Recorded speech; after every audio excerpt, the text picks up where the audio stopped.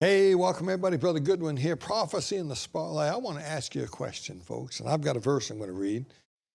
What would it take to bring the world together into this big global system that we're always talking about? What would it take for the world to come together under the leadership of one man? Well, I did some thinking on that, and I want to read a verse to you. Revelation 6, verse 1 and 2. And I saw when the Lamb opened one of the seals, and I heard, as it were, the noise of thunder, one of the four beasts saying, "Come and see." And I saw, and behold, a white horse. And he that sat on him had a bow and a crown, and a crown was given unto him, and he went forth conquering and to conquer. This is the opening of the first seal. This is the very beginning of the 7-year tribulation period. And this is when the first seal is opened. That first seal represents a man arriving on a white horse, and he's crowned.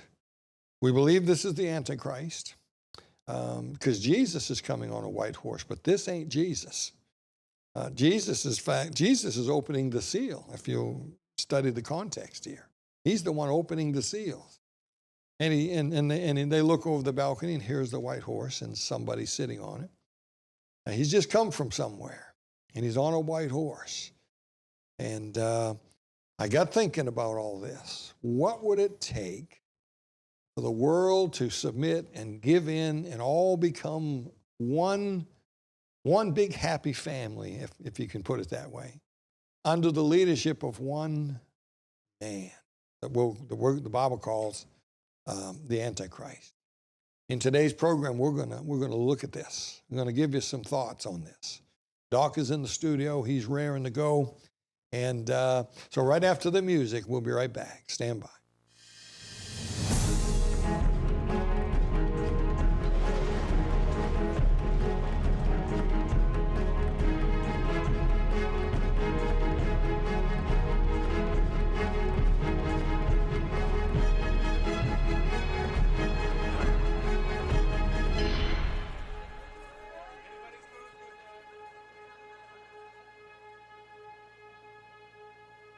All righty, I was just talking to Doc during the music there, and I'm raring to go too. and he was saying, look, it's kind of already happening. It's and what did you just say? The world already has the mindset for centuries. Somebody's in charge. Yeah. You're either a king, dictator, president, prime minister, or whatever the name is. So the world has the mindset that somewhere in each leadership, somebody's the top dog. Yeah. Doc, did you know, and I was telling somebody on the phone this, right now, there's already a man on the scene that every nation in the world knows this man, knows of him. Mm-hmm. And every nation in the world has some fear of him, either in a good way or a bad way. Right. And that man's name is Donald J. Trump. I'm not saying he's the Antichrist. In fact, I don't think he is. But what he's doing right now, he has become the greatest influencer in the entire world. Somebody told me on the phone, he said, I think in history, he's the greatest influencer in the history of the world. Oh, absolutely. I mean, in old days, you didn't have satellites, you didn't have phones, you didn't have television. Yeah. You could influence an area that could be reached. But now you can influence the world. That's right. That's what I tell folks about false doctrine. Because of the internet and all that, what used to you wouldn't have known 50 miles away for a week, now you know instantly. Yeah. Then I'll never forget, I was flying through Istanbul, Turkey, on my way into Uganda, and Trump was in the office in his first term. And the guy was mopping the floors in the bathroom in the airport there in Turkey. And he saw me and he said, USA? And I said, yes, America. He said, Trump, number one, Trump. And he was mopping the floors in Turkey. Turkey. Yeah. So you're right. The world has been, and truly, right now, he is literally changing the economy of the world. Did you hear today or yesterday, and this is May the 3rd, I think. Second. Is this May 2nd today? The recording of this? Anyway. Whatever it is, we don't know. We don't keep up with that stuff. Doesn't matter. Just tell me when the rapture is. I don't care what the date is, but I'll have to look at my calendar. I heard on the news that, and I almost printed out an article, but I said, Great Britain is going conservative. The election they just had is going Farage, Nigel Farage. Yeah. His people are getting in. And see, it's a domino effect. It is. And I noticed this morning on, I don't know, Gateway Pundit or one of them, the guy standing up in Romania and running for Romania, and he said, "Let's make Europe great again." Yeah. Well, but I mean, well, you ought to be asking, why not? Why wouldn't they? Yeah. Why not? Why wouldn't people want to be great? Except in Canada. There's something about that border. You go across that northern border, they lose their mind. Well, they voted this guy back in, and now everybody on both sides hate him. Not more than a week into his leadership. Now, Trump said the guy's already called him. He's already a deal. called him. And I don't know what's going on. Did you see today? They've already, in China, they've already taken a quarter of the things that was on their list and already dropped those tariffs and is already ready to make a deal with Trump. Oh, they have to. Oh, they don't have any choice. Because almost all their goods is sold in America. Yeah. And they can't go outside of that through another country because it won't work. Yeah, and it would take too much time. They'll be work broke because of the technology. It can't be done. It just won't happen. Yeah. So yes, there is a man. I don't genius. think. Listen, Paul. I don't think Mr. Trump. I don't think he's the Antichrist. I really don't. I believe he's a King Cyrus. I can see he is literally being used in the final days. We just did a thing on the road to apostasy that I have a DVD on, and I can see that he is helping set up some of the final steps of the Antichrist kingdom, ready for the verse you just read, for the Antichrist himself to be crowned the leader over this situation. So just without even getting to my list that I wrote down here, we're already touching on a big one here. Success. Look at the success. Oh, yes. And look how contagious it is. It is very contagious. I mean, who do you want to hang around? Yeah. You want to hang around the guy that's riding his bicycle because he lost his driver's license for drinking. I say that because there's a town nearby us. You got to watch out for all the bicycles. But anyway, do you want to hang around that crowd, or do you want to hang around the guy that has successfully built a business? He's successful with his family. He's successful in endeavors of life. Oh yeah. It's contagious. I predict.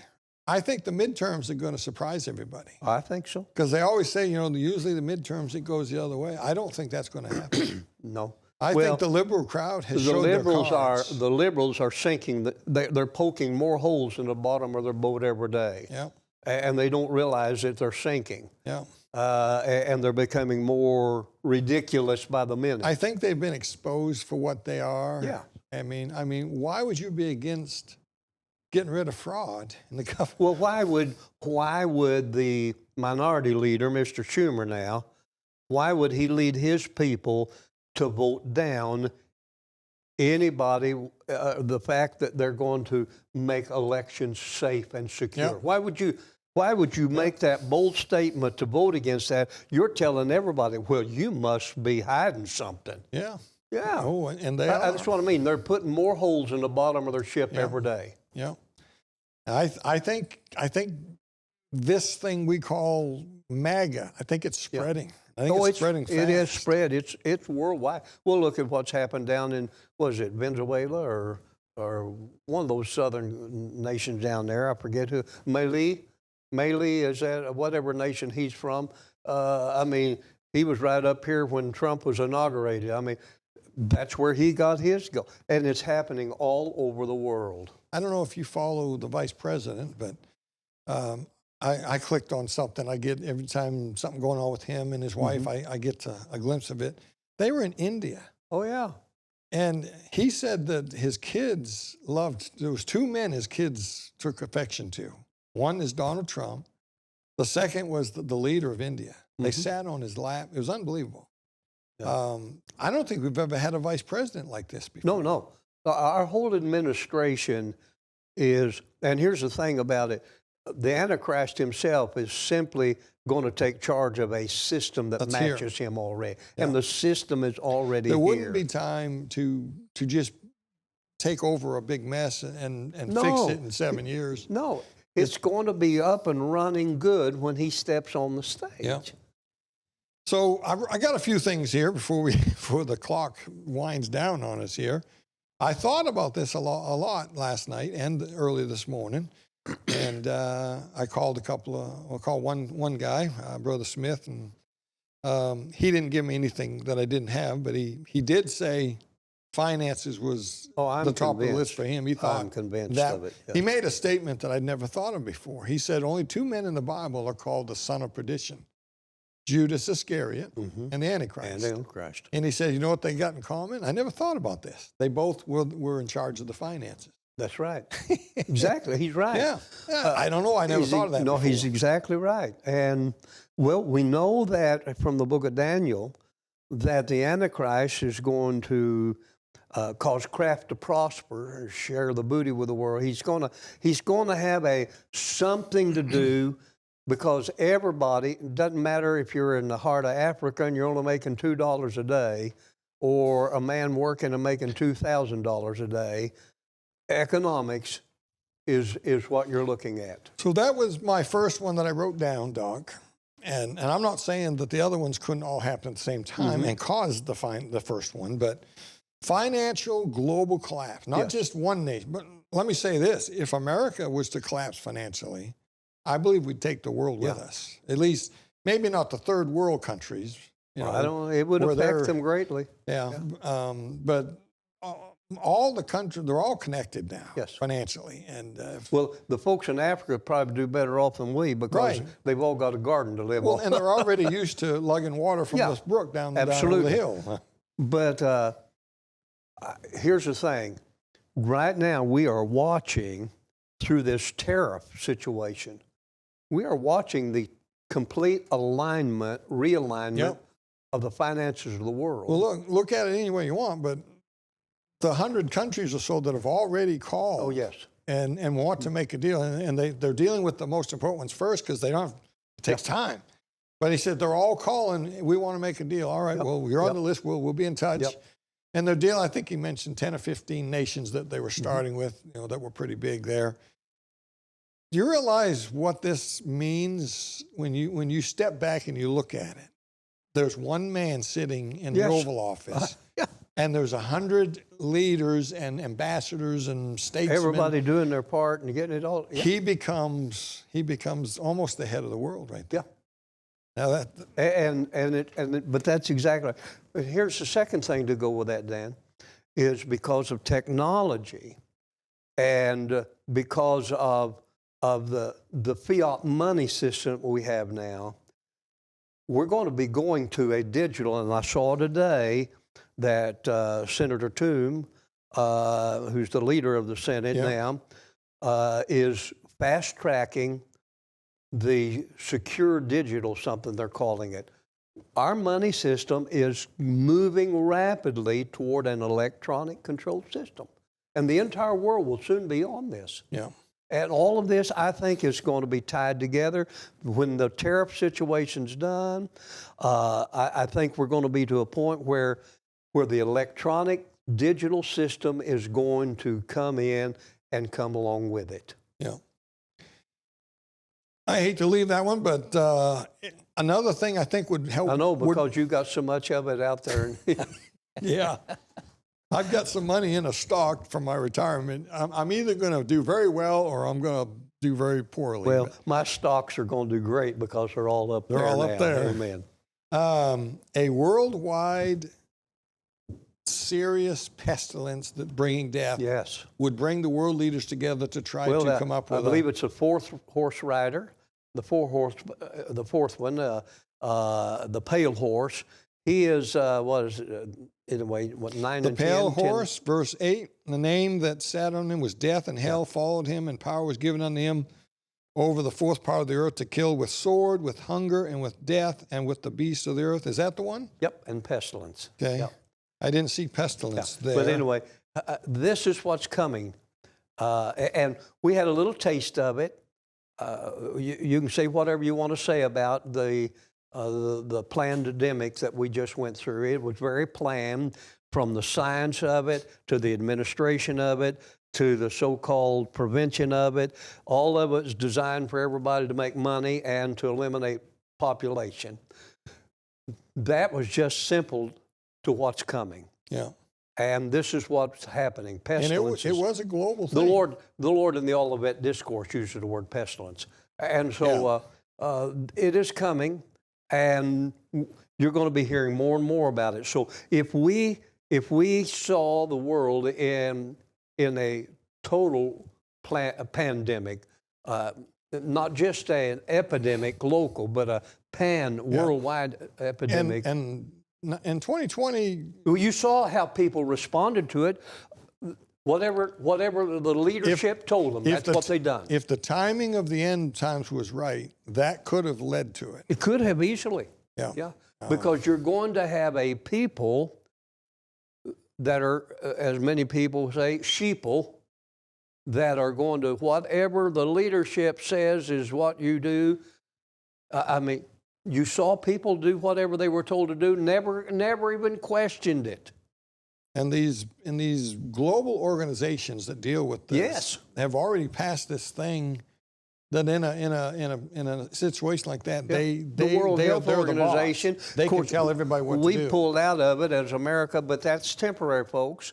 I hope the rapture takes place before Mr. Trump's out of there. I'm ready to go, amen. But what will the next administration maybe do? Yeah.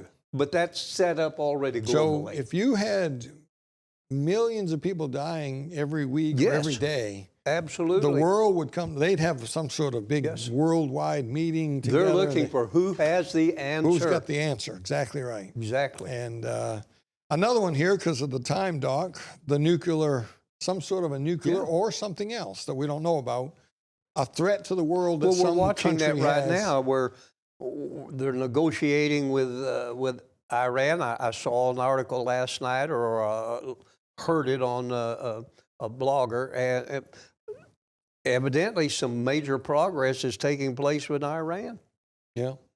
They may get to the point where they're willing to give up, or there may be something happen. But then what about Pakistan and India? They're on the verge of war, and right now they're two nuclear powers. They might be at war by the time this airs. Yes, over Kashmir, and then you got the nuclear powers of China and Russia.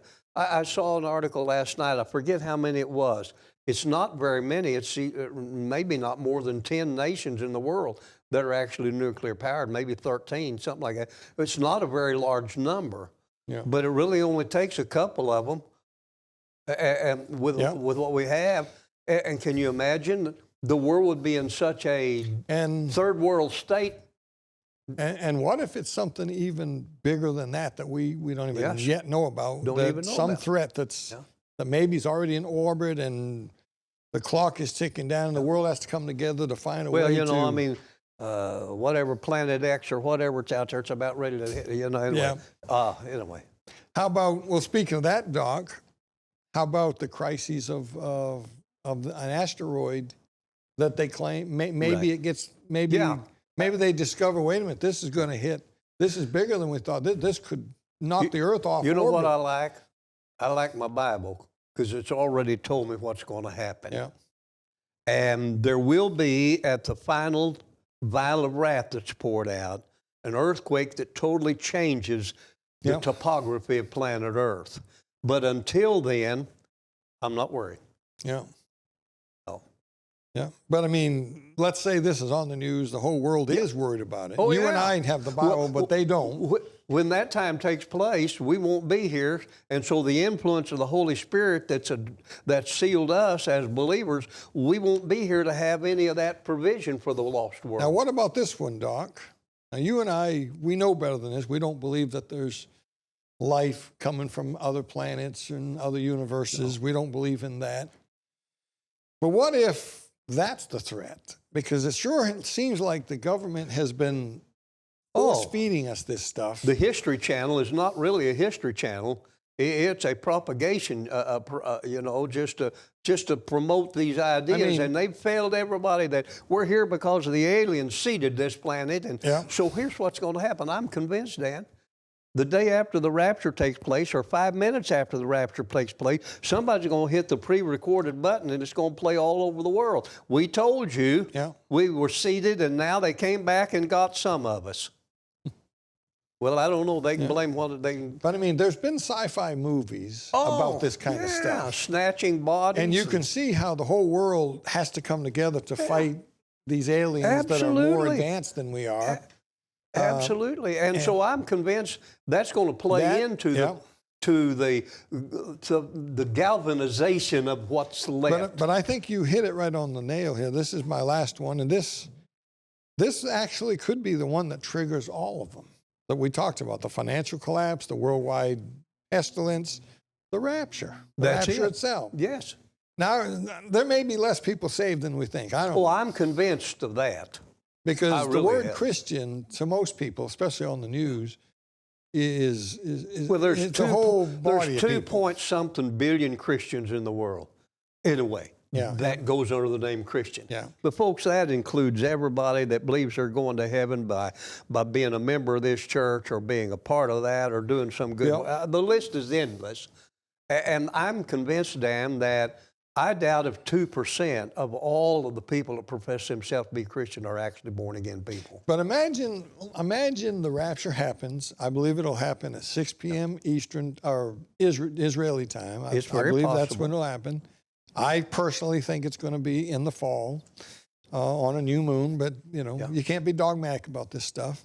I don't know what month, I don't know what year, but I think in the fall. But let's just say it happened.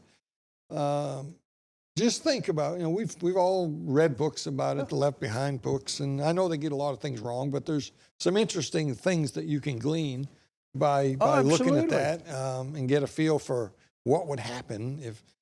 For us, hey, it's glory. Hey, we're in heaven. But what about down here? What's it going to do to the world? Well, the first thing that happens, according to 2 Thessalonians chapter number 2, the very first thing that's going to happen after the rapture for the people on planet Earth is a great delusion that sweeps the world. Yeah. Which we think's already begun. But it's already begun, and I do believe that this idea of aliens and UFOs and all this stuff something has happened there, and but it's going to affect, because there's going to be a lot of born again people gone.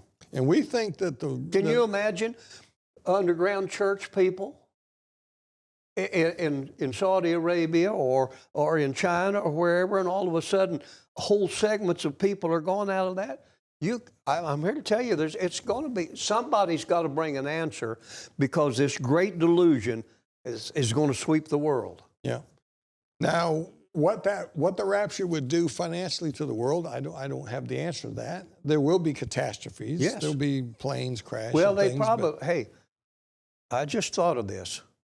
There's probably going to be the answer to all of the financial problems. Because when all of the believers that haven't been tithing and that have not been giving, and all the believers that have been stocking it up on earth rather than laying up their treasures in heaven, all of that's going to be left behind for the Antichrist crowd to put into their system. That could solve a whole lot of people's problems.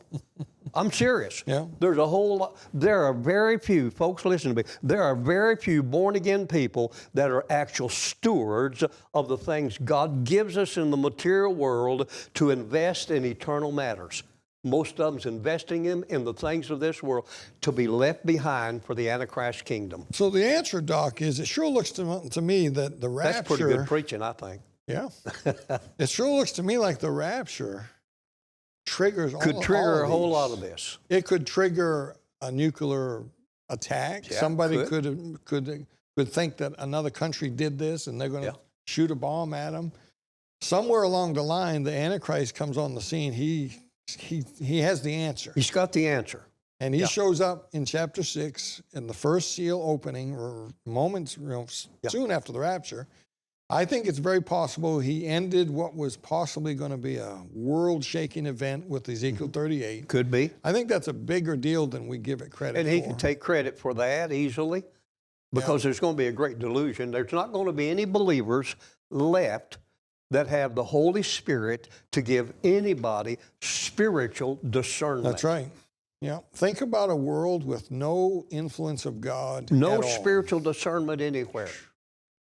Totally void. Everybody that's left behind is what the other crowd once called the seed of Satan. Lost people. They have no ability to make spiritual discernment. It won't be difficult for this great delusion and a leader to have an answer that satisfies whatever that need is at the moment. And the world is going to say, we'll make you our king. Yeah, I think Donald Trump is being used of God like King Cyrus was. Yes. We did some shows about that. And there's a lot of similarities Very with much, the two men. But there's never been a man But here's like the thing. this. Cyrus's kingdom is now today the Iran kingdom that wants to destroy Israel. Yeah. So what this president is setting up and doing for the world is actually his kingdom is going to become inverted. Yeah. Just like the Persian kingdom turned upside down today. So, folks, what do you need to do about this? Something's coming. Something's going to bring in the global system, the rise of the Antichrist. Something's going to do that. And it sure looks to me, Doc, like we have figured this out. It's the rapture. I think it's going to play a big part in it. And, whether Donald Trump is left behind or not, they're going to have to figure know. out what to do with all that money we left behind. For sure. I'm still looking for some of that. And I'd like to find where some of mine went. But, I've sent mine on ahead. So, Doc, what would you tell the audience listening? Number one, you want to make sure you are saved. I'm not talking about good works. I'm not talking about turning over a new leaf. I'm not talking about being baptized or all this other stuff. Has there been a time when you realized you were lost on your way to hell and you realized God loved you so much that he sent Jesus to Calvary's cross? Jesus paid the price for your sin. All it requires is me to believe and put my faith and trust in what Jesus did on my behalf. And the Bible says when that happens, your name's written in the Lamb's Book of Life of Heaven. Yeah, and Jesus very simply said to Nicodemus, very simply, you must be born again. Absolutely. That's what he's talking about. Must be a time in your life when you realize you're lost and there's nothing you can do, and you trust him and you become regenerated, born again. I hope you understand that. Send us a message if you need any help with that. Until next time, keep your eyes on them skies.